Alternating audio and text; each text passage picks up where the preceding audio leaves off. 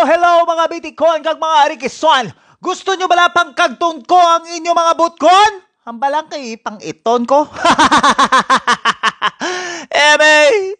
So for today's video mga kalinte, kabalo naman kamo nga pertigig ko kahilig sa matamis. At dahil kumadto kami sa Dubai nung last month, at kahit madamo ang pinadala sa amin ng mga pasalubong ni Sir Arlon, parang hindi kumayo na enjoy ang mga pasalubong na ito. Pinanghatag namin yon sa mga friends namin at sa mga kliyente, which they truly enjoy. O English. So wala ako nakapayaw. In fact, tinutulok ko sila ng mga sakit samtang ginakaon nila ang akong nga paborito nga piyaya nga ube. Ay, do kanami pang kugaon samtang ginaparagumo nilang biskotso Ay, Diyos Tapos ko. Habang kinakain nila yung butart, sasabihin pa sa'yo, sarap, ang sarap. Pero naubos na nila, hindi pa ako nakatilaw.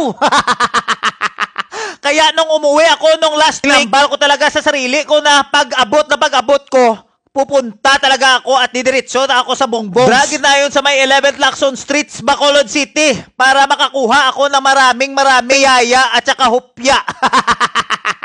Dahil parang nag-grave ako mismo habang kinakain nila yung mga paborito kong pasalubong sa kanila.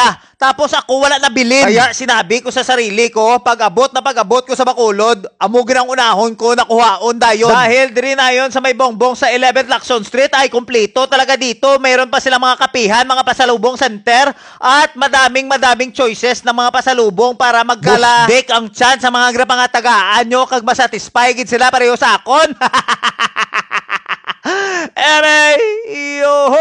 Pagkatapos mag-grocery pumunta ako sa bahay at kumain sa harap ng TV at sa mga pinanawagan ko yung mga kaibigan ko dun sa Dubai. Sabi ko, ang dami ko ng pagkain, Sa inyo, boss na. Sa akin, wala pa dahil marami akong stock dito.